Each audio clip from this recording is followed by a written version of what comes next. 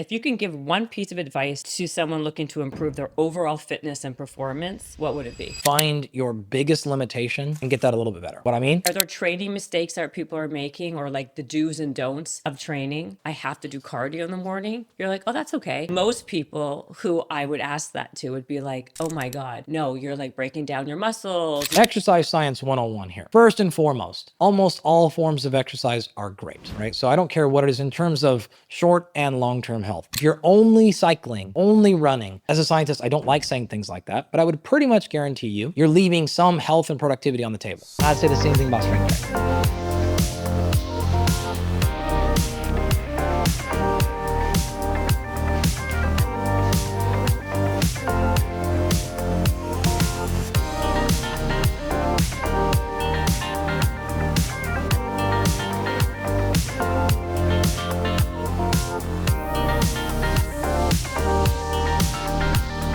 We have today Dr. Andy Galpin, who is a human performance scientist. I got that right?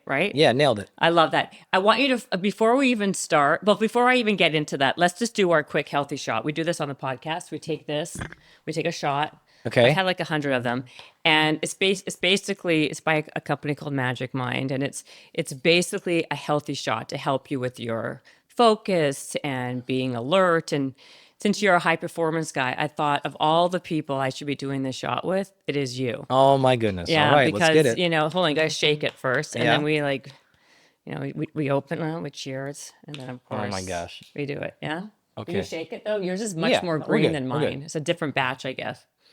Do you like it? Very reasonable tasting. Well, Oftentimes these things taste terrible. no, horrible. Yeah, beyond that. Horrible. So that's why I like this one. But you're gonna tell me at the end of the podcast if it helped you at all. And I want you to be honest. Well, just be careful because I already speak a lot and I go quickly. So if you speed me up at all, this might get worse for everybody. Oh my gosh. No. Okay, first of all, like number one, like I said before we even started rolling, I was really excited to have you on the show because you go so into the weeds. You're very science-based, obviously. You're a professor. You've worked with like literally every single athlete on the planet because you are a high performance scientist. But what is that? Like, what is because when I was reading your bio I did my own kind of knowledge and research, but then when I got your bio, it gave me all these things you have, like your PhD and all that. What is a high performance scientist? I think actually that's a really good question, first of all, because we define performance quite differently. Ultimately, I'm not a metabolism guy. I'm not a sleep guy. I'm not a muscle growth guy. What I am is a physiologist. Okay. And why that matters is I actually don't really particularly care how you yourself define performance. So the people that we coach, whether it's our athletes or our non-athletes, the science we do in my lab, the way that I communicate in the public sphere, it is designed to have somebody be able to come in and say, hey, Andy, I have these goals.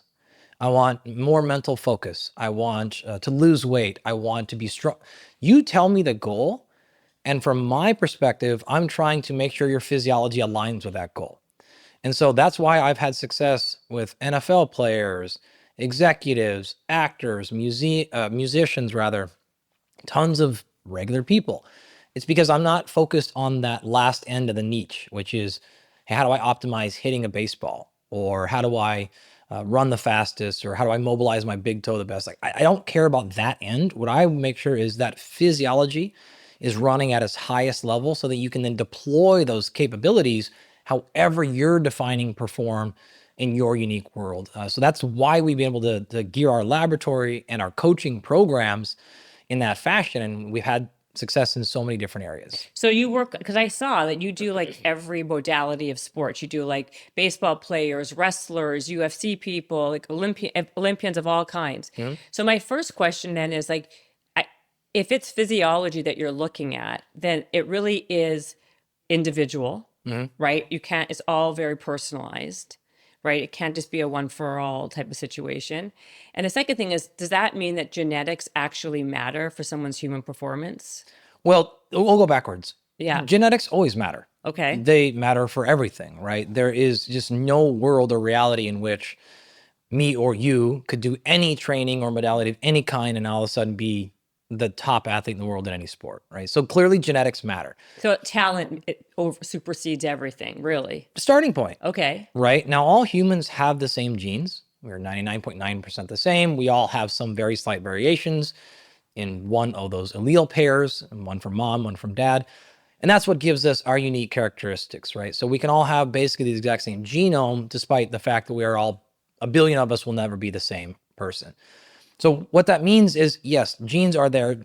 Genetic testing, for the most part, for performance perspectives, is almost entirely useless.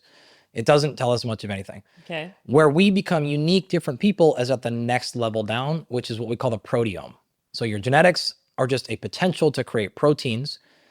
What are you actually making? What proteins are made? How are they functioning? That's what we're going to measure, right? That's blood work. That is performance testing. That's a hair sample. That's urine, saliva. It's a VO2 max test. Like all of these laboratory tests, or emotional tests, like this is all at the level of the protein, as a big kind of easy way to say it. So that is what's going to explain your uniqueness. That's why I care about that part, right? Because I actually don't really care what genetics you have, because if the genes aren't or not turned on or off, it's not going to matter. So it's just a potential. It's sort of like saying, okay, I'm going to invest in your company. Well, you're in the space of protein powder. Okay, great. Well, therefore, I'm going to give you $1 billion. Like, whoa, the company could be great, terrible. Like, just because you're in the protein powder space, it tells me nothing about anything else. Like, that's just a stupid level to stop at. So going to the next level is saying, like, what's your revenue? What's your, like, blah, blah, blah, blah, blah, right? Like, that would be what you actually care about. That is the protein level in our world. And so getting to that level is actually what allows us to create those individualized plans. And the way that we think about it, we have a program called Arete, ARETE, right? I've heard of that before. Did this other guy create that program? No, I mean, that word Arete has been used a trillion times. Oh, it has. Okay, because someone else pitched me who wrote a book called Arete. Do you know the guy I'm talking about? No. Oh, okay. Because I saw that on your website. I was like, what the hell is this? You find there's like construction companies and there's mindset books. Like it was a mindset guy. Okay, yeah. Right, sure. There's like, no one owns that word. It comes from actual ancient Greek philosophy of reaching your full potential in all areas. Okay. That's all it really stands for. That's what it means. Okay, I didn't even know that. I didn't get that far. Yeah. Okay. I've been obsessed with the word since I was a kid. Oh. Right. Like I've just loved it. I've used it my whole life and things. So other people have too, but nonetheless, within that program, we get as detailed as possible with testing so that we can provide a simple, straightforward solution. Okay. The way to think about that is, again, pick your goal. You want to get rid of your headaches. You want to sleep better. You feel fine. You just want to make sure you're optimizing for longevity. Like whatever the particular thing is that you're interested in. Fine. No big deal. All right. The next step then is saying, well, what is the constraint in your physiology? What's the thing that's holding you back the most? What's creating the biggest limitation or problem? Well, you could just start by saying like, well, I'm going to get really good at hydration, or I'm going to focus on food, or I'm going to do better with meditation. Like there's lots of things you can do. Right. But how do you know which one is going to make the most impact? You're just guessing, and you might guess right occasionally, but we would prefer the method of saying, well, let's test everything, identify what the biggest constraint or what we call performance anchor is, and now I can give you a program that is hyper-specific to that issue. And so in this particular case, I might say, hey, Jen, you know what? Like meditation is great. It's awesome. We love it all. And so is red light therapy, and so is walking in nature. All those things are awesome. But you right now specifically need additional B6 and 15 more minutes of cardiovascular exercise a day. Great. Everything else is good too. You can also do that, but you will get the most impact out of, and I just made those examples. I know. I'm just thinking that, so basically, so when someone comes into your office or your lab or whatever, your facility, do you have a facility? We don't have a physical facility. It's all remote. So it's basically telemedicine type of thing? Sort of, yeah. We actually just send people to you. So we send someone to your house and take care of everything remote. So it doesn't matter where in the country you are, we take care of it. Okay, so let's say, because I've had a ton of people come over and like take a ton of blood from me, right? Like all those blood, and everyone now has like, it's like now who can take the most blood, like how many markers can someone test? It was like 50, now it's 75, now it's 180. Like we take a lot more than that. How many? Yes. So my first question is, well, I've had not my first question, my eighth question by now, but how many markers do you check for when you do your blood? Like when you test for someone, what are the most important markers? Because what I heard you once say, which I found very interesting, kind of one of the reasons why I wanted to have you on the show, is that you were saying that you don't, when you even get when you get people's results, you don't even do things based on that necessarily. Correct.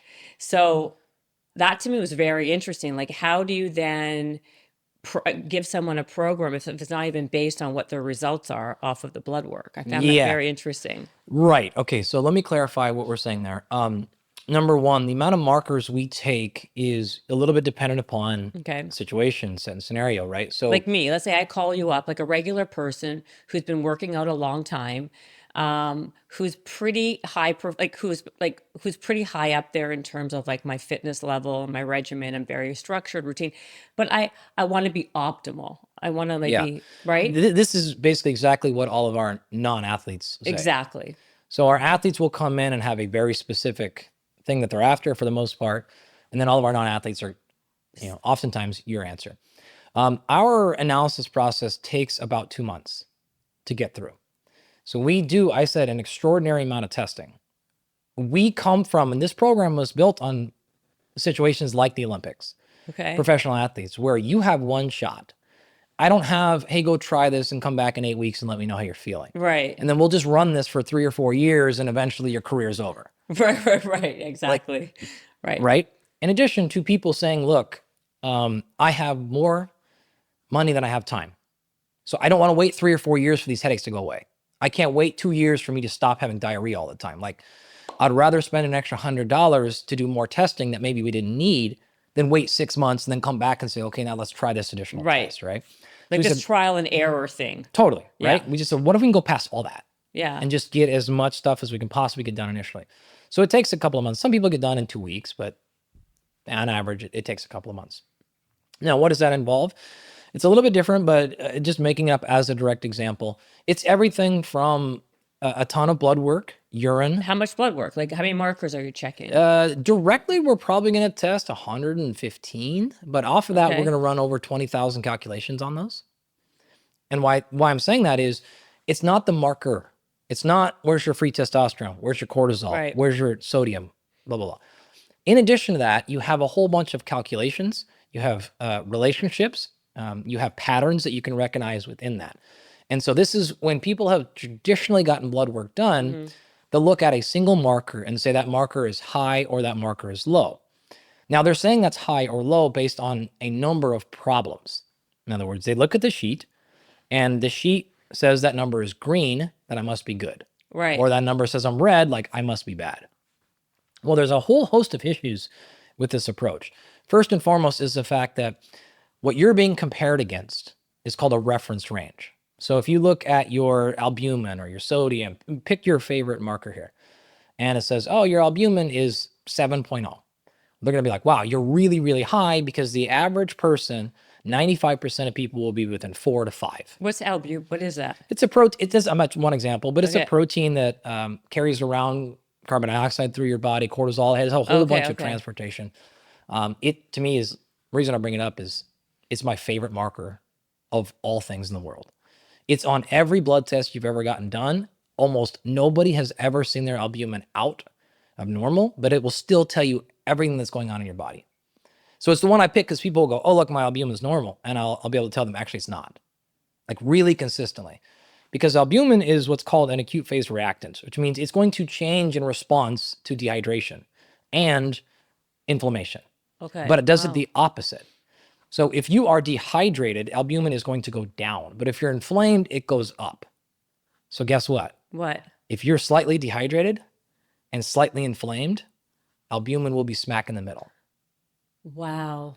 This is what I'm saying. You can't just look at the numbers and go, oh, everything's fine. Because it's not. I can look directly at your albumin. It can be perfectly right within that reference range. Right. That's not a normal population group, by the way. It's not a healthy group of people. You're not in the population database that we create reference ranges from, right? You're way above it. But nonetheless, you'll still be right in the middle. And then this is exactly what happens when people go, oh, I got my labs done and I looked pretty good. Right. So then what do? How do you Great. take into consideration You all have these to go other next things? level. Okay. You have to then, in this particular case, look at things like sodium, potassium, carbon dioxide, a ton of other things that are all still going to be by the way, within the reference range. But if sodium is trending a little bit low, still within the green, potassium's a little bit high, carbon dioxide's a little below, you can start to see these patterns are going, you're actually A, B, C, D, E, and F. Plus, we ask you some questions and you're talking about how sometimes you get a little bit constipated. Oh, and then on the afternoons, you feel like you're getting a little additional brain fog. We tracked your hydration markers and you're slightly dehydrated. Now we know that being dehydrated by as little as 1% can have significant, both clinical and statistically significant reductions in physical performance and cognitive capacity, mood, arithmetic, retention, all sleep, all things like that. So I can look within the labs and go, every single thing on your labs is within the reference range. You don't have a clinical disease, Jen. You don't have a disease, but this is why you're performing slightly suboptimally. And it could just be as simple as just being dehydrated. In that particular case, it might be you're just slightly dehydrated, but not that day, because we'll see that, right? It's not like, oh, you didn't drink enough water before your blood I was dropped. going to ask you that. No. So we'll see that in your blood as well. We have a number of short-term, medium, and long-term markers to let us cross-reference and go, oh, you know what? Actually, we were seeing dehydration for her, but her medium and long-term markers are fine, so she just didn't drink enough water that day. False finding. Don't worry about it. Right. So, because I was going to say, because if, like, for an example, right, if I'm feeling kind of lethargic and tired, or I was getting over a flu or whatever, Sure. flying, whatever it was, and then I got my blood taken, my markers will be very different that time than it would be in a week's time. Some of them change very acutely. Okay. Some of them are very chronic. And that's why you need to have a combination of both and be able to look at that independently and say, yeah, again, she a little bit, it could be sick. It could be you trained or worked out really hard. Yeah. Could be the food you had the night before. Depending on what you're looking at in any host of functional areas, Right. then you have to be able to cross-reference, again, short-term and long-term, as well as symptomology, right? So how are you feeling? We're seeing some signs here of poor sleep. Oh, my sleep's tremendous. Oh, okay. Then maybe it's normal for your physiology, right? So you have to be able to match this entire thing, which honestly kind of goes back and answers your original question. When you say like you don't treat the individual markers, this is exactly what I'm referring to. So we will almost always look at somebody's blood, and we'll hear this all the time. Again, I've had a bunch of blood work done. Yeah. Nothing's ever showed up really great. And we can look at it and go, boom, bing, bing, bing, bing, bing. And we actually do this as like I do it all the time in like live seminars. We'll just like pull somebody's blood randomly. I don't know, you pull it up or whatever. And like just watch us start telling you about your life.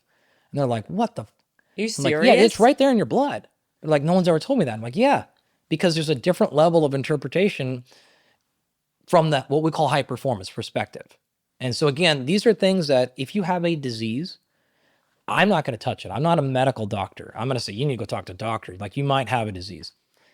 But this is high performance. This is stuff that is still usually within the reference range or pretty close or subclinical.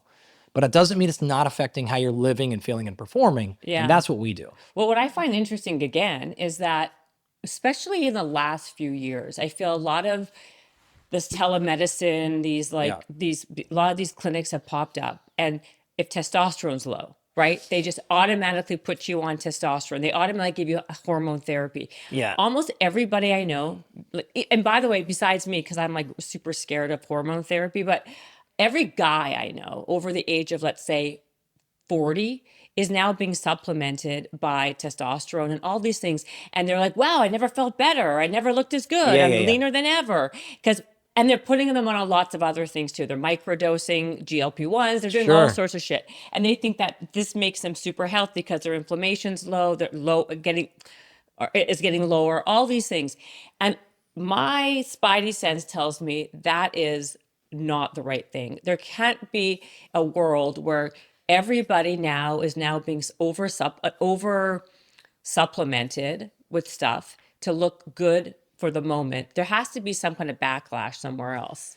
Yeah, I have many things to say Yeah. about the topic. First and foremost, again, I'm not a medical doctor. Yes. And You just play one on TV. no, I'm a PhD. I'm kidding. I never play a doctor. Do you say this because you think you're going to get in trouble? But No, I think it's just fairness.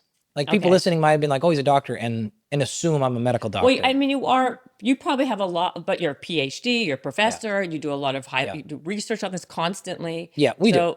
But I'm not a medical But you're not a medical doctor. Okay, fine. Good.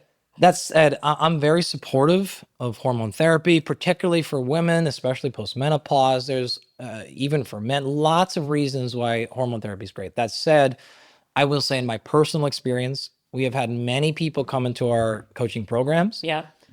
post TRT, many men, because they were given it flippantly or haphazardly. And that is a real significant problem because you will feel pretty good for 6 weeks or 6 months.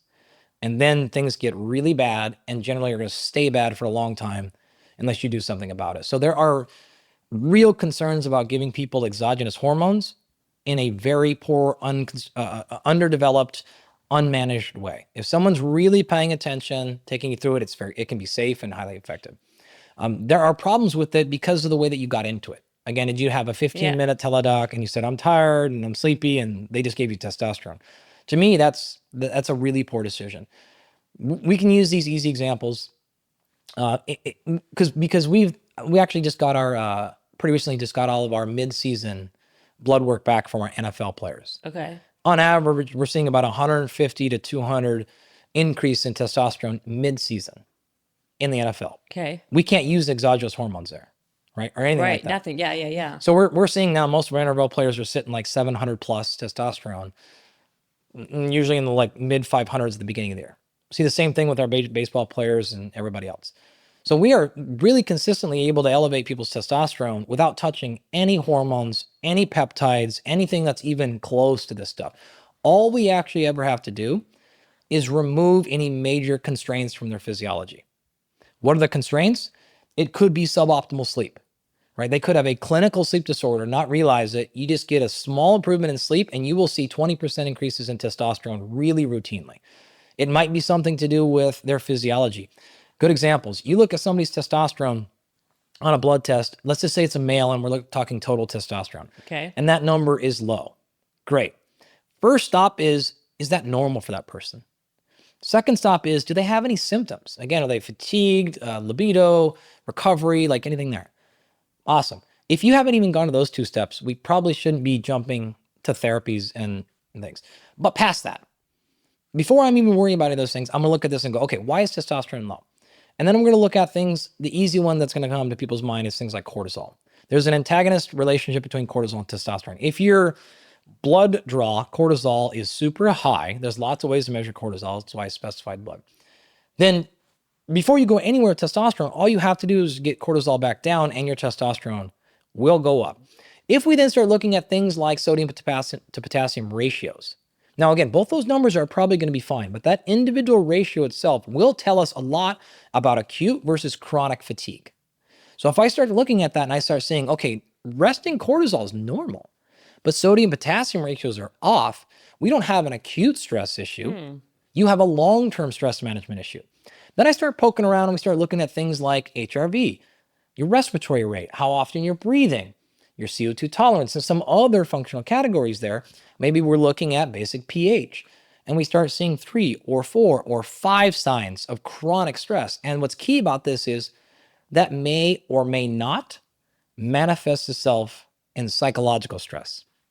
So the person may not be like, no, I'm not stressed. Right. Depression, no, I'm fine. Anxiety, no, I'm good. No, they may or may not have those symptoms, but we can look at it and see they are physiologically very stressed. So now all we do is resolve some or most of that physiological stress, and guess what happens to testosterone? It shoots right back up. How do you resolve it though? It depends on what the cause Okay, is. so like I get the stressors, but like, does that mean if you're doing, that's confusing because they always say, well, if you like doing legs, like if you're doing a lot of strength training for your legs, your testosterone will go up, right? Is that not true? Not really. Really? So what you're conflating, and I see the confusion. This is actually a really good question. You have to disentangle short acute with long chronic. So if you and I were to leave right now, go hit your gym right across the hall here, and we trained like crazy, did legs, did whatever, right? We would see a huge rise in cortisol right now. Okay. But by the time we got home tonight or tomorrow morning, it would actually be lower than where we are right now. Okay. So it's a short, really aggressive spike that comes back down to baseline and then typically goes lower than normal baseline. This is why chronic exercise is a stress reducer, but acute exercise is a massive short-term stressor, right? So it's that small, it's called a hormetic stress, right? So it's a little bit of poison, makes you actually better. Okay, so then, but you're saying though, 'cause that's like, is that a myth that if you do heavy leg workouts, it will increase your testosterone? It's not a myth. It depends on what you mean when you say increase. If you say increase in terms of if we were to go train right now, Yeah. and we took your blood before the workout and after the workout, yes, it would go up. But the question is, Not long term. Exercise generally does increase testosterone long term if it is suppressed. If it's normal, then it won't. And so there's always a difference in physiology for the most part, going from suboptimal to normal, going from normal to super optimal. Because that's a different thing that gets you from normal to high. So if you were walking around, I get what you're saying, and you were suppressed, then exercise would elevate it. But if you're already super fit, your stress is managed, you sleep really well, blah blah blah, then working out is not going to make your testosterone keep going higher. So then what? Because I also, okay, maybe this is just my own myth, but because like someone like me who works out super hard, like it's like high intense a lot. Like I like to, you're going to hate this, but I love to run. I like to do things that make me sweat to make me feel psychologically like I've done something, which then I feel like I mean, this is my own self-diagnosis, but then I have adrenal fatigue or my cortisol is always really high. Would that make my testosterone extra low because it's constant for many, many years of constant banging on my body like that? That absolutely happens. We see that very routinely. It's not the norm, but we see that really commonly. Too much high intensity can absolutely lead to, it's not going to lead to adrenal fatigue. It can certainly lead to cortisol dysfunction though. Yeah. And we see this typically when things like really high intensity exercise are dosed too often in combination with really high stress lifestyles. Yes. That's it. So if you are like, oh, I train super hard and then I have this other down regulation practice I do, I have this other, my lifestyle's great, I'm not living in these high stress areas like geographically and so on and so forth, then it doesn't seem to be as much of a problem. It's also very person dependent. We work with a number of like legitimately Fortune 10 executives, and they are, doing billions of dollars a year, and every decision they make is worth hundreds of millions. And they train like crazy. They're on just loads of stimulants, and they're actually like very fine. We don't see these issues, like they're okay. Other folks, the opposite, where they have like a middle to lower stress lifestyle. They train kind of hard, but it is too much for them. And so I don't want people to just think that like all of a sudden you have to do these things or you can't train high intensity. What I want, the message I would like to get across is just make sure it's working for you, because sometimes it's not. In the same token, we've had plenty of executives and high performers where the exercise is not servicing them. It's actually making their life way worse because it's doing things like this. And when we pull them off of that high intensity training, everything in their life gets better. And so it's always not necessarily just about the person or the category of person, male versus female or middle-aged or executive. It's always about the individual physiology and their unique environment. So some people can work fine and no problem, and then other people. So how do you know? Like what are some symptoms of cortisol dysfunction then? Yep. Okay, great. Number one, I'm okay calling it cortisol dysfunction for the sake of kind of like learning, but it's not just that, because your cortisol can be fine. Okay. And this is one thing to pay attention to, is if you're like, well, I got my blood drawn or I did this cortisol test and it was fine. Great.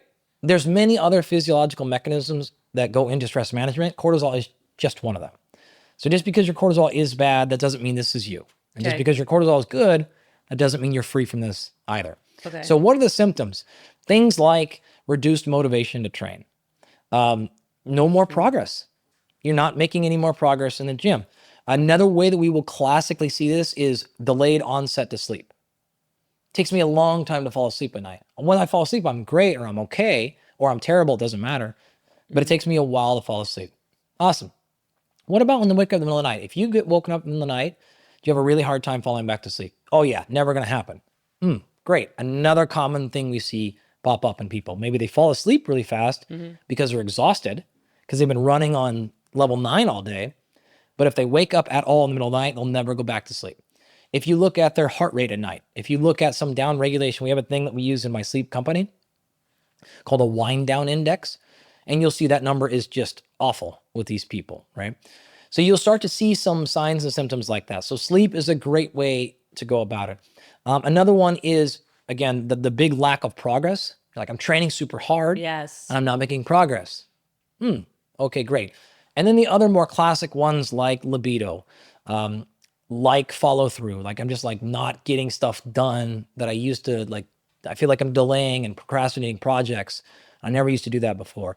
I'd say those are generally like the 4 or 5 things that are probably most likely to tip with people.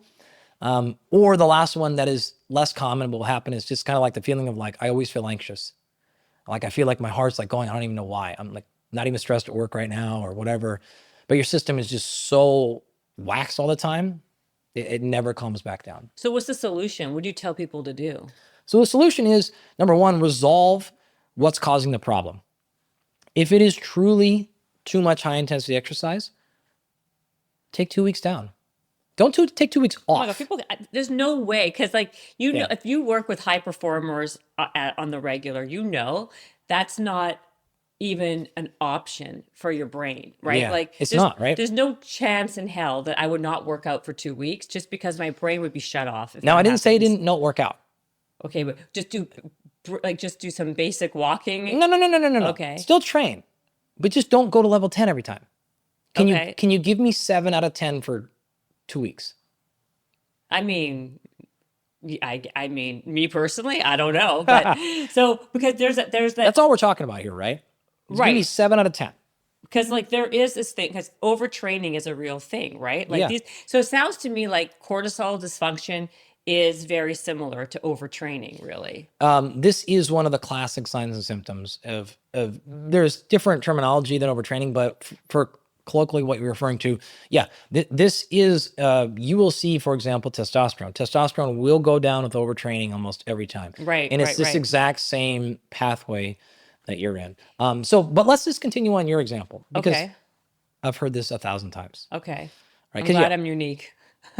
Yeah, sure. Not like, okay. Let's just say because mentally you won't allow it, personality, you won't allow it. And by allow it, I mean backing off the training. No, yeah. Or because other things happen, right? Like, it's like then my mental, not just me, by the way, a lot of people, then their mental health takes a nosedive, right? Because then like they lose the motivation, the focus, the productivity, your mood. Like if I don't work out or if I don't do some kind of cardio first thing, even though I know cardio, blah blah blah, I know strength training is like the king, but if I don't, right? But if I don't do cardio, my brain just doesn't turn on the same way. Yeah. So a lot to dive into there. Number one would be fine. Again, I've heard this a bunch. And if, for example, you are an athlete, like our NFL players are in the playoffs right now. Mm-hmm. There is no, hey, let's tone it down for a couple weeks. Like, yeah. Not an option. So we have dealt with this, whether it's just because you're being ridiculous and you won't back off a little bit, or we have legitimate, we're 2 weeks from the Olympics, we're not going to back off. Oh, okay, got it. Fine, no problem. So now let's work backwards. What are you willing to do? If you're not willing to trade off intensity with your exercise, will you trade off intensity somewhere else? Okay. Yeah, fine. You block that out. What are my other options? Are you doing something in your personal life that we can take to 5 out of 10? Are we doing something work-wise that we can take out of 5 out of 10? I'm not saying forever, again, short periods. Or if you're not willing to back down on stressor intake, you have to ramp up de-stress, right? So you're not willing to reduce any stress intake. You have to triple down now on down regulation processes. That's the only other side of the equation, the coin that we can play with now. Right. So what's that look like? Fine. You won't give up your training. You're not going to stop the work project. You're going to keep fighting with your friend or whatever you're in the middle of, and you just won't let it go for a week. Cool. You owe me an hour and a half of focused down regulation every day. Hour and a half? No, stop. Do you want to make it? Do you want this to get better or not? Like, you have to pick something here. An hour and a half is like aggressive, but you get the point here, right? It's not like, okay, I'll do 10 minutes of breath work today. It's not going to be enough. You have to legitimately do something that gives your system and physiology a chance to back off. What this could look like is maybe I'll give you some physical activity back and you can walk for 30 minutes twice a day with no headphones, no podcast, no stimuli coming in, no music, no talking on the phone. It is reduced arousal. You will have nothing but sympathetic drive coming in all day. You have to give some processing time. Now, what's interesting that you said about that is if I took your exercise away, your mental health, whatever, however you want to phrase it, would tank. My mood. Sure. Yeah. But you know what I just did in the second thing? What? I just forced you to deal with that. Because I said, we're going to go for a 30-minute walk and you don't get to distract yourself with podcasts and music, which means what's going to happen in that 30-minute time? You're going to have to process. You're going to have to process things. And that sucks. That's why you want to train, because you don't want to process Right. things. It's like more of a distraction. No question. Right? All the stuff you're doing in life is distraction, so you don't have to process either emotionally or subconsciously. You don't want to have to process those things. So you're just like, no. If I just keep putting things in my ear, I won't have to deal with the things that are between my ears. Right. Now I'm taking that option away. And you have to go deal with it. The fact that when you say that, and this is not my particular realm, I'm a physiologist, but we have a tremendous amount of behavioral therapists and psychologists and stuff on our teams. Yeah. And we see this stuff so routinely. I feel a little bit fair to like go at it this way. Yeah. This is exactly what that person, like if you came into our program, if you were an RTA right now, I would be like chuckling. I'd be like, Emily, you're on, here you go. Really? Like, take her. Cause like we know this story. We've just seen it so many times. Like, I know the thing you're going to say. I know the next excuse you're going to say. I know, let me guess, blah, blah, blah. Yeah, great. We've seen it. So a lot of this is mental. In your particular case. No. I'm saying, but I think it is. I think a lot of people who exercise a lot, maybe at a high intensity, or it's more of an addiction, maybe because it's a distraction No, to something else that needs to be managed and taken care of. It depends on how silly you want to be here. Let's be really silly, Andy. Now I'm a physiologist, so I'm going to offend people right now on purpose. It's a joke, everyone. Yeah. It's just a joke. But I always say that psychology is just misunderstood physiology. Yeah. No. Yeah. And what I mean by that is, again, it's a joke. Okay. It's not just mental for some people. In this case, it can be. But if there are things happening in your metabolism, it can be causing this whole process. So you feel like you have to run all the time, not because you actually have anything going on upstairs, but simply because things like your respiratory rate is greatly exceeding your metabolic input. And so when you feel that mismatch, you don't feel normal. When you feel normal then is when you increase your metabolic rate to match your respiratory rate and things are balanced again. And so people that are really addicted to exercise, not always, but a lot of the times, they have this going on. So this is actually a metabolic issue. It's just sending signals that are screaming to you like, you gotta go, you gotta go, you gotta go, you gotta go. And it's not, it feels or can also be expressed as a psychological thing, but it is really at its core, in this case, driven by accelerated metabolism, if we want to call it that. And you feel mismatched. That's what it is, right? And so what we can do is come backwards and go, yo, let's slow that thing down a little bit. And so when you should feel normal at rest as well, but you're not. So we can match you there. And this is exactly why that we see this routinely, where people feel more calm, more focused, more serene when they're training. Where other people are like, dude, no way. Like I'm way more calm if I like wake up, like blah, blah. Totally. And that's the word is. This is commonly like a mismatch of metabolic input versus output. And so you don't feel great until you're moving. Are there specific exercises that are better for your cognitive functioning than others? No. No, because it's not about the exercise per se. It's about a whole host of reactions like increased cerebral blood flow, metabolic changes, alterations in pH. It's this combination and cocktail that transfers from physiology up to this, in your example, cognition. So you want to pick a kettlebell up, great. You want to go for a swim, awesome. You want to jump rope, you want to go to jiu-jitsu, hop in. Like it doesn't actually matter the exercise choice. In fact, there's actually more evidence now that all the long-term brain health benefits of exercise are large part simply driven by increased arousal rather than like a physical structural sort of change. The structural change will happen in your brain, but it's the engagement of arousal that gets it. So whatever that thing is to get you moving, it doesn't matter too much. So are you someone then who believes that just plain walking Yep. a day, like what would, if you, this is what I want to, if you can give one piece of advice to someone looking to improve their overall fitness and performance, what would it be? This is like a non-answer answer. But Okay. my number one thing for that person would be find your biggest limitation and get that a little bit better. What I mean? Some people do great at training really hard with weights, but their cardiovascular system's terrible. Then that person would see way more of a benefit from just doing a little bit of conditioning, a little bit of endurance work. Or you can see the opposite scenario, right?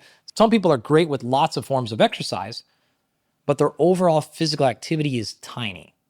That person would see huge benefits from doing something like a standing desk or a walking treadmill or taking a couple of walks per day. Some people are doing awesome in all those areas, but their sleep is actually like you picked a thing, right? And I really know that is like not the thing that's going to get the most views on social media clip here, Right. but it's my honest answer because I've worked with hundreds of people, and that is the real, true, honest thing that actually happens. When we make smashing changes in people's lives, I wish I could be like, oh, it's just lift more weights or eat better. For you, it might be a multivitamin and a therapist. Right? Another person might be like, hey, you actually, fine, we actually have to do this whole weight loss thing. And you got, another person might be their shoulder pain. Like it really, I mean, again, I've just coached a lot of people and had a lot of people in my lab. And that is the honest truth of when you say like, what will make the biggest change in somebody's life? It is whatever is causing their biggest limitation. Just get that out of the way and things will change. Or work on it. I think a lot, what a lot of people do is like, they go on autopilot and they do what's the most comfortable. So, Totally. right. So you're saying it's like a mindset change, right? Like just do something that you're not comfortable with a little bit more. Yeah. Let me say it this way. Once a year, maybe once every 6 months, think about all of the things in your lifestyle and pick one thing that's probably the worst and get a little bit better at it. This is not every month or every week or whatever. So it's not just like, okay, so you're not just talking about like strength versus cardio No. versus shoulder pain versus flexibility. It's one thing in your life. One thing in your life, right? So you go 2025, let's do the New Year's resolution thing, right? And you look around and you go, okay, how are my relationships? Do I feel like I have a sense of purpose? Do I feel connected? Am I lonely? All right, how's my shoulder feeling? Great. Am I making enough money? Well, like just go through everything in your life and go like, what is causing me the biggest problems? And this year, it's not the only thing you're going to do, but like, that's just the year. Can I leave 2025 being a little bit better at this back pain? And anything else you can accomplish, like just try to keep it on maintenance. So imagine juggling 5 or 6 balls, Okay. right? Just go, great. I got 6 balls here. This ball over here, ball A, is broken. It's got chips in it. It's just terrible. And every time I catch it, it hurts my hand because it puts a little cut in there. And the rest are like okay, and they're not polished and they're dirty, and like we can make them better. But this one is causing the most pain. So you know what I'm going to do? Like I'm going to juggle these other 5, just enough to keep them from getting dust. A little bit of maintenance. And then I'm going to spend a lot of my time just focused on this cracked, dirty, nasty, broken ball. And if I can get that a little bit better at the end of the year, when you start stacking that on for 40 years, a lot of things changed. A lot. So it's interesting. You're not focused on strictly, even though you're a physiologist, right? You're not focusing strictly on your body composition or your strength Right. or your VO2 max. You're really focusing on like life, like behavioral, Look, when like mental, like everything. it's performance. This is Yeah. what I call it, right? So when you come to me, whether you're an athlete or not, and you say, Andy, I'm going to pay you $15. I'll hire you for $15. Right. I'll pay you $15 and I'm trying to make an NFL team next year. This is something we've actually done, right? Not for $15, but I don't I'm going to try to make an NFL team next year. Okay, great. What do you want me to do, client? No, I told you what I want. I want to make an NFL team. Okay, great. My job is not your body composition. My job is not your 40-yard dash. My job is to look at you and go, what is going to stop her from making an NFL team? That's what I have to figure out, right? Yeah. Because people pay me not for blood tests, not for VO2 max tests. They pay us to get results. Like, that's what I get paid for. It's my job to figure out what they need to go do, right? So if I look at this person and go, all right, hey man, he's getting injured all the time. She's really getting hurt a lot.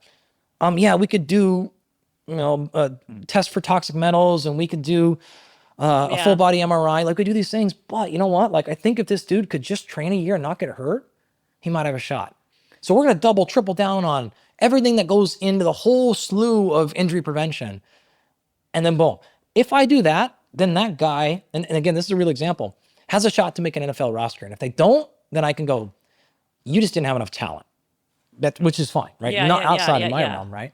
But I don't get paid to make you sleep better. I don't get paid for those things, right? What we have always, whether it's our Bloodwork company, Vitality, our sleep company, Absolute Rest, our coaching company, Arte, my lab, our research, they don't operate on like raise my testosterone. They operate on like, again, get me to this goal.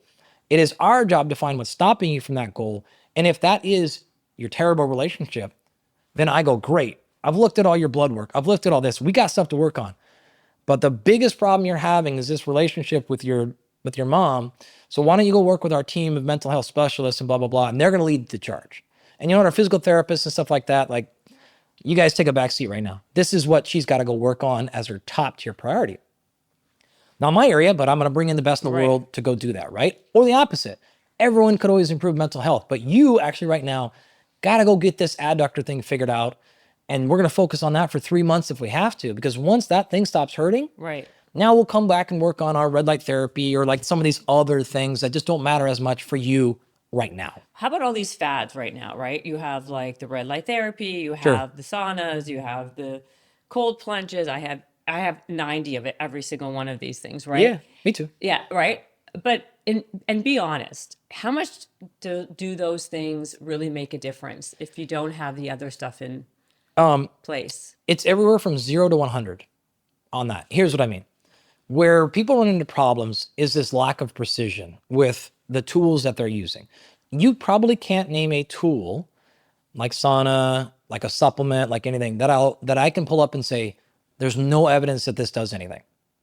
And this is why it gets confusing, because someone could come on a podcast, someone could put a post up and show you high quality evidence on everything from grounding to, crystals or whatever stuff, right? And then you at home are going like, well, like, what do I do? Yeah. Like, which ones do I pick, right? And if you pick them all, you realize you're like, I have this 4.5 hour morning routine. Well, that was a big joke, right? Like, people come on this show all the time, and by the time they finish their morning routine, it's dinner time. No kidding. Right? Like, dude, we had a client, this is a true story. We had somebody at Absolute Rest who was going to bed at between 3 and 4 o'clock in the afternoon, not because he worked swing shift. He was having dinner at like 10 a.m., going to bed at 3 or 4, waking up at about midnight because he had a 4-hour morning routine that he wanted to get done so that he could get to his job site by 5 or 6 in the morning. And we were like, dude, I think you lost the plot. Yeah, no kidding. Like, I think you lost the plot just a touch. What was he doing in that routine? Oh, it was, I'll say this carefully. He was a big follower of a very particular, I wouldn't say influencer, guy that's been around in this space for a long time. Okay. And he was doing like a 35-minute trampoline routine in the morning. He was doing breath work. He was stretching. He was doing all this hydration stuff. Like, he was doing all the right. Was he following Tony Robbins? Because he's the only one who trampolines for like every single day that I know of. I don't know what you're talking about. Yeah. Again, no, but it was like, you can't do all of it. Oh, it's beyond. You can't, right? We laugh all the time because like people think that this is how pro athletes do it, and I'm like, they have kids too. But that's the thing. I feel like things have gotten so out of hand. Yeah. With what just practical reality for most people. Yes, like maybe the 0.001% of people can afford these things or whatever, or do these things on the regular, whatever. But at the end of the day, the basics to me always work the best. Like a squat, a push-up. Sure. People want fancy and they want this magic bullet. Yeah. Right? Well, there's always the hope there, right? So we actually see this in our program because they're like, that's it. Okay, I'm doing it. I'm going all in. I'm getting all the tests and stuff done because I know that I just have this micronutrient deficiency. Right. It doesn't happen very often. It does happen. Right. Sometimes it is like, wow, you really just have this thing going on here. But the vast majority of the time, it's like, yeah, this is a little low over here. This is a little high over there. That's kind of off. You're not doing, and we kind of have to like, and we always start, of course, like always with all the big rocks and the basics. So Because everyone now thinks like, oh, they get these tests and like, oh, my problem was I'm allergic to gluten, or it's this yeah, like how many it people are doesn't, really allergic to gluten? Give me a break. well, some, but Like, what's the percentage? Because if I'd in say LA, it's 99% of people, 1000%. right? Yeah, 100%. I'm very much chuckling. This is one we've had a lot of fun with over the years because we're like, yeah, yeah. Yeah. Like, or it's like these really basic things and then they do them and they're like, oh, you're Like right. what? What's the most basic things that Like, again, having a reasonable nutritional profile, having a reasonable lifestyle, having a reasonable amount. And I'm intentionally not even saying optimal, just like being I know reasonable reasonable? with stress management and stuff like that, right? So to kind of answer your question about all the tools and stuff, the reason I said 0 to 100 is a lot of the times it is this kind of person when they come in, and we've had so many of the like biohacking folks come in and they're like, oh, I've already had a blah, blah, blah, blah, blah, blah testing done. The reality of it is, and I can't stress this point enough, I don't care what laboratory test you do. There is almost no value in the actual markers on those lab tests at all. All of the value is in the interpretation and the analysis of those markers. If you don't really know what you're doing in that, you're going to miss things. You're also going to get a ton of false positives. And this, for these crowds, they tend to hyper focus and go nuts, and they really freak themselves out over something because they don't honestly know what they're doing when they're looking at it. And so it makes things way worse. This is also the crowd who we tend to pull things away from. We take your sleep tracker away. We take your morning meditation away. We take your sauna stuff away because you can become hyper fixated on these things. Orthosomnia is very real, right? total? By the way, like again, like I used to wear the those trackers and all the things. And like honestly, it gives you more anxiety because you're checking everything all the time. You're checking your sleep. Did I sleep okay? Did I not sleep okay? Yeah. Did I sleep too high, too little? My REM, like so many of these things, like are give you actually make your health worse, not better. They can. Some people it doesn't matter. Some people it's neutral, and some people it's really deleterious. And I've told this story a bunch, and I always have tell people I have permission, but I coach a guy named John Rahm, one of the top golfers in the world, and he was pretty public about this. Like he threw that stuff away because it was very clearly making his stuff get worse, and all other reasons. So we've gone away from, and he is one of the most highly paid athletes in the entire world. He is. Yeah, like insanely highly paid. We can afford anything with we can do anything we want technology wise with him. And we don't use those things because he was just making things worse. Perfect. Yeah, exactly. So Like- what do you do with him? Lots of different things that are like specific, to To what him. he's doing. But the point I'm trying to make is it's not just about can you afford the technology? Can you afford the test? Because even those things that feel innocuous can be deleterious. I'll actually go back to the very beginning. And this is really important because of things like genetic testing. There are ample data now that will show pretty clearly that when people have tests done based on their genetics, that they take the information more seriously and they have bigger follow through. Now, this is a huge, huge problem because if that information is poor, which it almost always is, then we tend to drive a lot of negative behavior and a lot of problems. And so the reason I'm bringing that up is people say things like, well, why not do that test? It's only a couple of $100. You'll get more data and there's no harm. There is harm. There is legitimately harm, even if it's a couple of $100 in a sleep tracker, a couple of $100 for a genetic test. Not going to harm everybody. Most people it won't. But for some people, there is a risk here. It's not just a couple of $100. And so you need to be really careful whether you're coaching people or advising people or you're a clinician or it's you yourself. If the product or service is serving you, great. I'm all for it. Spend hundreds of thousands of dollars for all I care. Right. If it is making things worse though, then you need to pay attention to that client. Pay attention to what they're saying and be really careful. Something as simple as a food tracker can really harm some people if they have poor associations and regulations with food. Right. So it's not the technology. It's not it's none of those things that I care about. It's just you really paying attention and realizing what's actually happening and going, oh yeah, great. you know, we're going to take the red light away from you. Why? Red light's bad? No, no, no, no. But just because you right now it's bad. Right. That's all it is. That's coaching. How about I have one more question about strength, and I want to move on to nutrition. Yeah. Okay, but so like is there a particular, are there training mistakes that people are making, or like the do's and don'ts of training? And because, you know, people who are like middle, like, you know, 40s, 50s, is strength training the, would you say is the number one, I guess, exercise modality that you've seen? Because when I said, the reason I'm asking you this is because when I said I have to do cardio in the morning, you're like, oh, that's okay. Most people who I would ask that to would be like, oh my God, no, you're like breaking down your muscles. You're, Oh, you no, should no, be doing no, strength no. training only. Da, da, da, da. Like they go through this whole thing of like, they cardio shame me, Oh, right? no. And so you didn't do that, and you're the scientist behind it. So would you say that it's cardio okay? Of course it's okay. In Okay. fact, it's, I mean, geez, that is a really, I hope it wasn't actually teed up that way from people. That'd be a really terrible message. No, you didn't do that. Yeah. I'm saying you did the opposite. I'm saying other people did. Oh yeah, well people say that like That's you know ridiculous. you're like that you can cardio breaks down your, Okay, all your right. muscle mass, especially as you age. It makes you hungrier, which it does. That's true.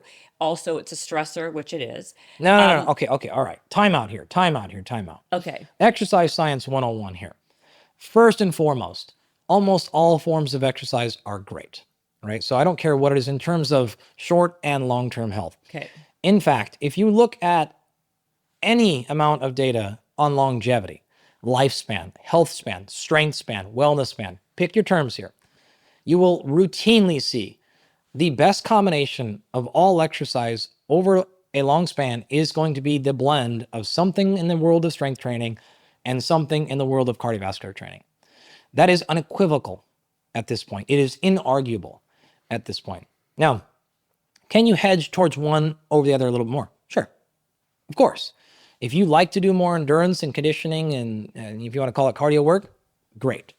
But don't leave strength training off the table. Right. If you're only cycling, only running, I would guarantee you, and I'm as a scientist, I don't like saying things like that, but I would pretty much guarantee you're leaving some health and productivity on the table. And I'd say the same thing about strength training.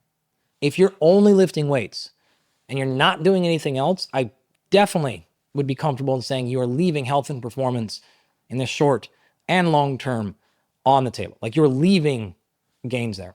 So how do I blend these two? Well, there is a reality. If you are trying to maximize any adaptation, you want to get your legs stronger, you want to get bigger shoulders, you want to get more flexible, you want to run your first marathon. I don't care. What if you want to do all of that, but Great. also look good? No, I got you. I'm starting off on one side. Okay, just making sure. If you want to maximize one adaptation, the more you focus on that and nothing else, the faster you'll get to that goal. So if you're like, wow, I want to run a marathon. Great, I want to do a half marathon. Then I would say we are going to focus almost exclusively on running moderate to long distances. Not entirely, but almost exclusively, right? I'm not gonna be like, I'll run once a week and let's lift some weights. Like, it'd be a terrible training program. Same thing if you said, I want to squat double body weight for the first time ever. All right, great. Like, we're gonna be squatting. Like, this is not rocket science, right?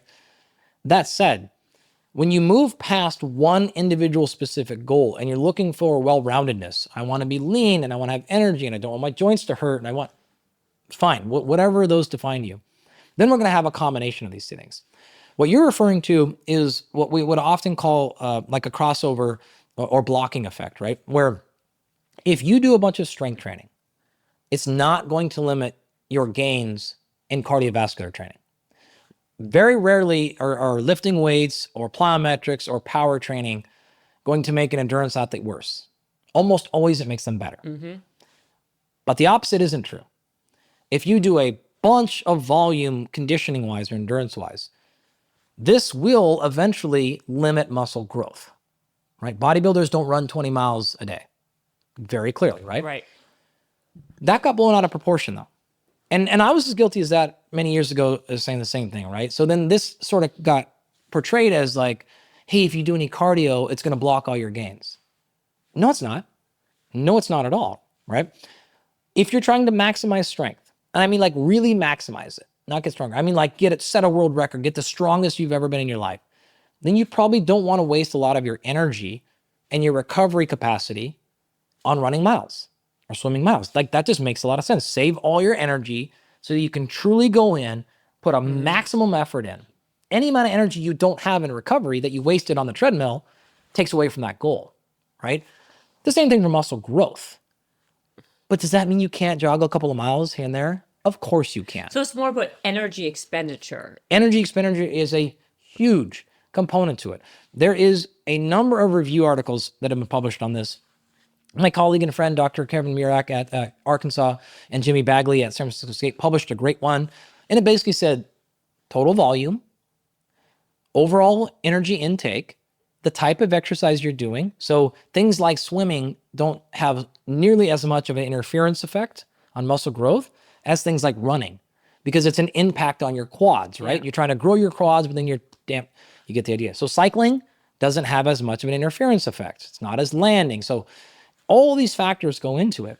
So running is basically the worst in terms of If you're breaking down your muscle. In terms of if you're trying to maximize muscle strength or growth, but that said, that running volume has to get pretty high for it to do any amount of interference. How much do you think you need to run to ruin Depends your on the muscles? person.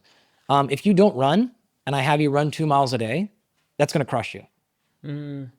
Right? If you run a lot and you run 2 miles a day, it might not do anything at all. See, I think, so I thought like, okay, if I'm running like 3 or 4 miles a day, let's say, for 40, 45 minutes, that's not as bad as like, when I look at endurance runners or people who are running like 10 miles plus, or Oh yeah. like running like 50 to 100 miles a 50, week. 100, yeah. You look at them and I hate to say it, but they do look like flabby, skinny fat. They don't have the aesthetics that I think that most people are trying to get. They may be thin, Yeah. but they're not toned. Yeah, it's So how do I get what's the delicate balance then? You're saying so there is no delicate balance? No, there isn't. I would say for you, 3 to 4 miles a day probably is getting on the line of limiting muscle growth and strength if you're trying to maximize that. So here's what I'd say to you. All right, you want to let's get jacked, right? You want to get as big as you can. Like you want to put on some muscle right now. Can we back that off to like 2 miles a day, just for the next, say, 8 weeks? Great. And after that, we're going to change our focus a little bit. We'll put some miles back in. We'll see if we can maintain this new muscle and strength for as long as we can. But I can't have everything pegged all the way up to the top and then expect progress. Because also you're saying because it's energy expenditure, right? There's only so much energy you can put. It's true, because what happens is so much only time in the day, right? So if you're doing too much cardio, you're not leaving enough time in terms of time, energy to put it. Because what I'll do is I'll run and be like, oh, I'll do my weights later. Yeah. And then it always suffers. I'll do like 10 minutes. You know what I So mean? there you go, right? Like, Yeah. And then really was it this big molecular interference effect, or was it the fact that it just took away your training quality? Right. It's not some big sciencey thing. You just didn't train as hard because of it. Exactly. I'll do it, but not as hard as I would have if I didn't. Right? Of course. Yep. So what you could do in that scenario is a couple things. Switch the order. Train first. Get your lift in first, and then you got any juice left, go for your run. Is there any kind of physiological difference between doing cardio first or strength? Not really. No, There's is myths on that too. Yes. The easy rule here is priority. Do the thing that is the most important to you when you're the most fresh. And now, to be clear, I'm saying most fresh. I'm not saying first in the day. Yeah. Some people, a lot of our competitive athletes, they train in a couple of weeks. One of my athletes is fighting for a UFC championship in Australia. A girl, Tatiana Suarez, right? Now she is a main event fighter. When she fights at like 8 to 9 to 10 p.m. So she doesn't get up and do 6 o'clock workouts. That would be a terrible time, Yeah. right? So not her specifically, but people like that, Right. we will do their best, most important training session late at night, because that's when they're the most fresh. You get up and they train in the morning, they will train, but they're not actually ready to go because they're physiologically peaking at 6 p.m., 7 p.m. Other people are the opposite. Yeah. Right. And Makes so sense. it's not just first in the day, it is when are you at your absolute best? And that's when we do the most important thing for you. That makes perfect sense to me, right? Because she's training like these UFC fighters, boxers, whoever. they're doing their fights at night. So they also have to be the most optimal Mentally, at night. physically, all of it, right? Energetically, just like get through our mornings. We take them very slow. We're not up and going. And we are peaking in the evenings. That That's makes exactly perfect what it is. sense. Yep. NBA players, NFL players, like most of our performing athletes, that's how we operate. So even an NBA player, or LeBron, or whoever, are they doing their heaviest or their most intense workouts late in the day because of that reason? It depends on the individual person, but oftentimes they're doing it after the game. After the game. Same thing. What's your priority today? Play the game. Like you're getting $2 million for that game, not for your workout or whatever you're making, And so right? your energy expenditure has to go in that game. Totally. And now whatever you got left, we'll lift after the game. That's a really common thing in the NBA. Major League Baseball, it's different. Nobody lifts for the most part after the game, just because it's so late at night and other things. And baseball is a very easy, like physical Yeah, like sport. you can see them. They don't look like they're like the most, Some, prowess looking athletes of all time. yeah, exactly. But that makes perfect sense. So like like a regular person who like works a normal day, probably then just based on what you're saying, working out first thing in the morning or in the morning should be their highest. That's when they're going to have the most energy. If they're a morning person, Well, because by the way, like at 3 o'clock in the afternoon, if you go ask me to have my best workout, I'll be very tired. yeah. So that is when I train always. You really? Two to But you're three- not an NBA star, are you? 2 to 3. If I train at 6 in the morning, I'm a very early riser. I get up really early. What time do you wake up? If it's my preference in my world, four and change in the morning is like, that's when I like to get up and get going. Why is your morning routine 4 hours also? My morning routine is like 6 minutes. Okay. What is your, okay, I want to ask you about that after. Yeah. Just finish what you're going to say. Now I sleep in later now because I have little kids. Yeah. And like there's What? a different scenario. Normally when you have little kids, you wake up earlier, but Well, but I mean by that is now like I wake up at 6 Got it. instead of there, right? okay. So like I can have time with them and do Got other it. stuff like that, right? But like prior to kids, I was definitely I want to be up at like 4:15 most mornings and like going, right? But even when I get up in the morning, if I train 2 or 3 hours after waking up, I can get through it, but I'm not gonna be that great. I actually like to get up, and I'm usually really on. When I wake up in the morning, I'm like ready to go. I'm ready to go. I want to get up, like I want to get to work, like I want to get going on things, like knocking stuff out, like I'm doing a bunch of different stuff, and then I feel great after that. So then I train, and then my energy's high. I feel good, like everything's What out of my time? brain. 2 or 3 o'clock in the afternoon. So wait, so how does that possible? If you're waking up so early, Yeah. aren't you depleted though by 2 No, o'clock? I feel great. But why? How is that possible? What time are you going to bed at night? If I'm gonna get up at 4, then I'm gonna be in bed at 8. And Okay, change, so right? then that kind of just takes the whole thing about working. If you're someone who is like fighting, let's say at night, training, later on in the day is really important because that's when you have to have your optimal energy, or an NBA player, whatever. Yep. But if you're going to bed at 8 o'clock like a granny, wouldn't you think that you're going to have more energy like at 10 o'clock in the morning? Like energy for different things. So I have a lot of energy at 10, but I'd rather get stuff done work-wise. So that's where you're putting your energy expenditure. 100%. Okay, so what's your morning routine? Yeah. Yeah. So right now, we are not getting up at 4 again because Right. of kids. The kids. Significantly How old are later. your kids? My daughter's 6 and my son's 4. Oh, okay. So yeah. I mean, as you know, it's a magical time that I don't want to miss. So I've changed my lifestyle To accommodate that. totally to be around the kids, which Yeah. is like fine. Okay, whatever. So I generally get up, always hang out with the kids for a solid like 20 minutes, make breakfast, do all that stuff, just mess around. Then they usually get off and go about their routine. I will take the dogs outside. I live up in the mountains, so I'm going to be in nature within 20 seconds. I'll be in the trees, and like there's deer around, there's animals around, like there's coyotes, like there are bear, elk around. Like I'm in nature and moving for the most part there. I don't spend very much time out there initially. Like it's a really quick walk. I just get up going, and then I get straight to work. I don't do anything else in the morning, but then get right into work, and I feel incredible, and I'm usually stoked to get going. So really your only big thing is you want to like have fresh air or outdoor I stuff. want to move a little bit. I want to move, and I generally want to get like really cold or hot if I can, or whatever, like just to get up and get moving. So I've gotten some family time in. Right? I've gotten food in. I've gotten moving. and now I'm ready to go. So you're into, okay, so breakfast. So let's get into the nutrition. Okay, but did we finish the training and the training mistakes? Did I you think, give I me think you're them? close, yeah. That was good, right? Like, Yeah. is there any particular big mistake that people make? The only other, well, what I'd say is one general mistake people make with exercise, if you're failing to make progress or hitting your goals, it's oftentimes just a few things. One, you probably don't have any structure to your plan.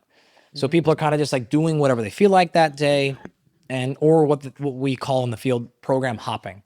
So you did this kind of program for a week, and then you did this one or whatever, and there's not enough specificity and then not enough overload over time for you to actually drive any adaptations. So that's generally like problem number one. The second one is, because of that or similar to it, it's lack of any true progression. So you do the same workout at the same intensity, at the same repetition range, in the same range of motion, in the same order for years. And then why would you think you would actually make changes? Right. Your body will get very adapted and accustomed to that. You'll be optimized for it. And because of that, you don't make any progress. So without going into individual exercises and orders and things like that, because they can vary. The answer can be anything there. In general, if you're following a well-developed plan, at least kind of closely, and you're making some sort of intention for progressive overload, you should be seeing results. If you're not, then you got to go back to those things. And if you're doing both of those things and you're not seeing progress, now we're probably at the point of consistency and effort.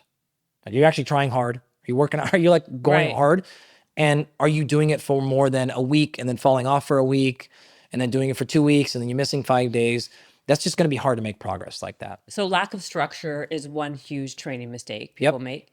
And then moving from program to program or thing to thing with randomly. Yep. What about plateauing? Because that's how people plateau, or is it completely different? Because how I find that's a problem. Like if you're someone who works out regularly at a moderate to intense level, you do plateau. Or or you're just maintaining. How can you break through a plateau? Yeah, this is actually a really cool question. I did an entire podcast on this exact topic. Oh, okay. It's like 2.5 hours probably. So you can go into all the details. What are the signs? What are the symptoms? What do I measure? What do I pay attention to? Like, how do I know it? And then what do I do about it?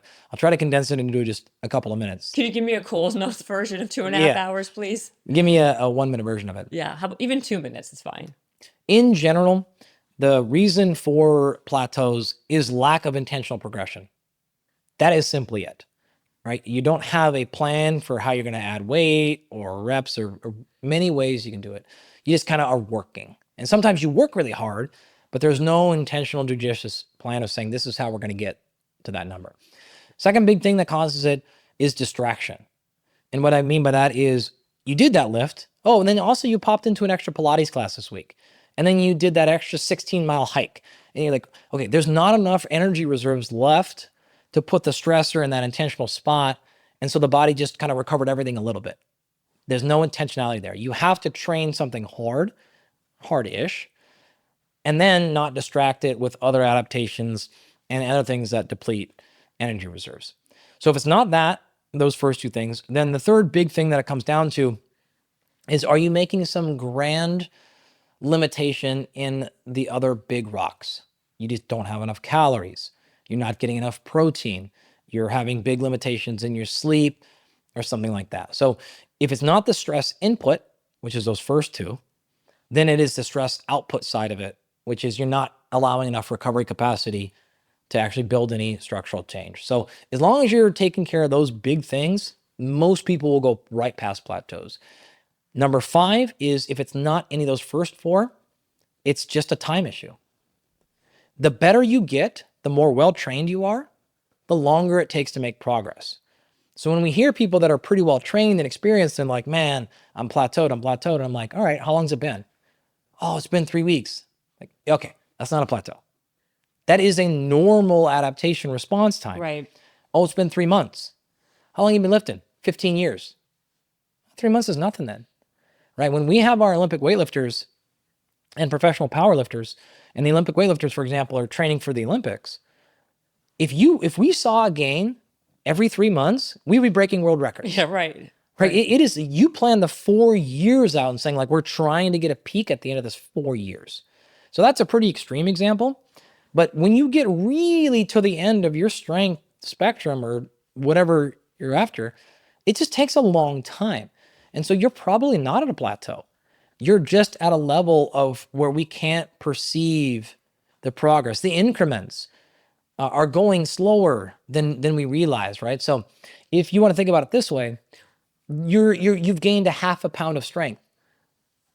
But how can I see that in the weight room? Well, that's the problem with it. Also, that's exactly because it's so incredibly difficult to lose 2 pounds of body fat, but it's so easy to lose 30 pounds, right? Sure. So, right? Sure. Isn't that like the Biggest Loser whole thing, right? Of Remember the course. show, The Biggest Loser? They lost 40 pounds in the first week, right? Sure. But when you get down to the nitty gritty, those like the minutia, like for someone like me to lose a pound of fat is so much more. It's Totally. you have to be so precise in everything you do because you're already doing so much, right? That's exactly right. Right? Yep. So like even people with all these things we're talking about, right? With the red light, the supplements. Yeah, like if you're doing everything, it's hard to know what works, what doesn't work, how much everything is working because you're doing everything. That's exactly right. Right? Yep. So now you have to just be a little bit more patient in your progress and realize that, yeah, when you first started your journey, you were losing 5 pounds every week, or every time you went to the gym, you were adding more weight. Well, again, did you think that was going to last forever and you were going to break world records by year 1? Right. Like, just do the basic math there. You'd be squatting 6,000 pounds by next year. Like, Exactly. not going to happen, right? How important then is recovery to then the plateau? People will always say this. You don't make progress in the gym. Your progress comes at home, which is the way of saying like nothing will change, whether we're talking about gaining muscle, losing fat, neuroplasticity, enhance, like you pick the physiological adaptation and it does not happen during the stimulus. It happens post stimuli. Right. So how important is recovery? Like it is the only opportunity you actually have to make a change. So so here's my question for you. I wrote it down. Let me just make sure I did it.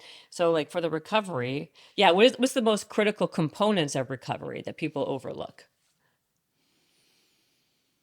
It's a hard one to answer without saying similar things as I've said before, where it depends on what that person's limitation is. Could be sleep, could be nutrition. It could be down regulation.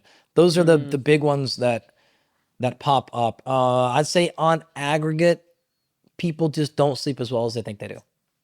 And I'd say the thing that will make the biggest impact in progress, that is the most consistent problem, is sleep.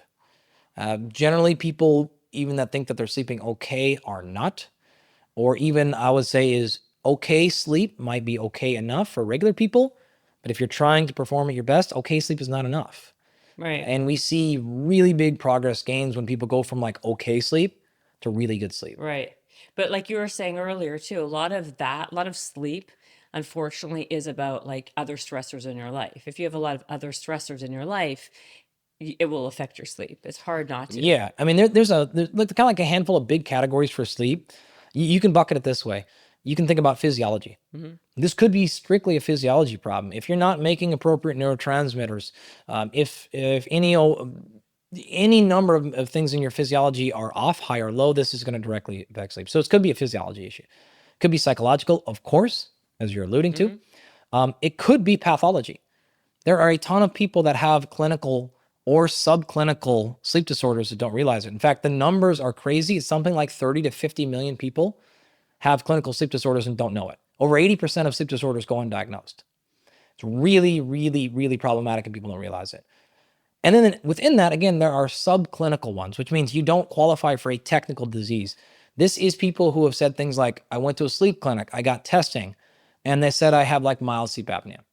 Well, almost surely you have a whole host of fixable things going on, but you didn't meet a clinical diagnosis for that clinical disease. So then you didn't get much help, right? So there's a ton of things we can do that are super easy to fix that will change people's lives that fall below that threshold. The fourth component of good sleep then is your environment. So there's a whole host of things in your physical environment that people do not even realize. Everyone knows about temperature. Everyone knows about light and sound. It's all the other stuff going on in your environment that people are oblivious to that can be the single thing that is tormenting your sleep, Like and what? you just have no idea. The smell, the CO2 concentration in the area, the way that the air flows through your room, sounds coming from your partner. We have fixed an enormous amount of sleep disorders in people that had nothing wrong with their sleep. It is all because of a disorder in their partner, and neither one of them had any idea about it. So that's the type of stuff where we can fix A, B, and C. It's a passive fix oftentimes. And they're like, I thought I had this stuff going on and you didn't have it. I thought my testosterone was low. I thought I was going, just middle. Yeah. You just had thought it shitty was sleep. menopause or whatever. It was like, it You could just be had everything. shitty sleep. Yeah. You just had this thing going on in your physical environment, and you can do all the down regulation and meditation you want. It's not going to fix the fact that this thing is in the air in your bedroom and it's tanking your sleep. Well, you mentioned something on a podcast about an environmental scanner. Yep, we do that. What the hell is that? So this is my company, Absolute Rest. Okay. We run full clinical grade sleep studies on people from their house. So you never have to go to a sleep hospital ever again. We can do the whole thing from your house, and we can do 50 nights if you want, instead of having to worry about like you slept weird that one night when you're in the hospital and someone was watching. Like, of course you're going to sleep terrible at a sleep clinic, right? So it's super easy for us to just go in and send all this equipment to your house and run these sleep tests. What is it? What is this thing though? Like, what's the So scanner? what happens with the full sleep test is we're running everything from, we're detecting if your mouth is moving at night, to your chest, to your stomach. We're running EEG analysis, direct brainwave analysis of your brain. We're taking blood and saliva and doing a whole host of testing there.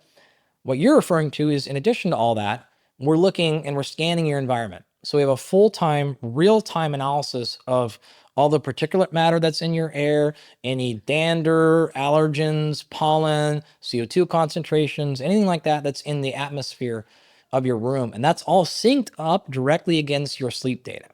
So if we see things like, well, you're moving a lot at this particular time, we can look back and go, oh, interesting. We saw this particulate matter got really high in the air, and this had nothing to do with bruxism or anxiety or anything else. This was an actual environmental factor that was stuffing up your nose, causing you to breathe through your mouth a bunch, which then looked like it was causing sleep apnea or whatever the case is. And it was just an environmental factor. Can someone just use the scanner? No. The only way to do it is to go through our full Absolute Rest program. How expensive is it? Depending on your definition of expensive. More than $15? A little bit more than, I mean, you're going to go through this. You meet directly with scientists, and like it's not a sleep test, by the way. It is a full coaching program. So you go through all this testing, and then we run experiments, we test things, we change things, we see if it's actually working, rather than just being like, you have sleep apnea, go do these things and sort of good luck. Yeah. It's a full coaching program. Yeah. So you can't just get the environmental scanner. Damn, I thought I can just buy one. No, you can't. And the reason for that is a couple of things. Number one, it won't tell you anything because it's just telling you about your environment. Yeah. Whether that is actually making an impact on your sleep, you don't even actually know. Right. And then secondly, we actually did that for a little bit where we let people do that, and it caused so many problems with people freaking out. Really? And we were like, all right, like how? Like, blue light, and if you go... Yeah. Like, when you go in the hotel room, you see all that shit that you see with the blue light? Totally. Is it the same thing? Yeah. So they're running, because we do this with our athletes and stuff when they go on the road. It's like you test the hotel rooms, we take care of all these things ahead of time. Our high performing like executives are traveling, stuff like that. And when people didn't have that with proper context, they were honestly overemphasizing the environment thing and freaking out. And we're just like, all right, no more of this, because it's not always true. There can be things like the going genetic test, right? People then over focus on that stuff. Yeah, we as you're seeing, look at all of our stuff, we generally just want to help people, and we don't want to upsell things and put people this fear. And when we feel like something's doing that, then we're generally going to take it away. Wow. Yeah. My God.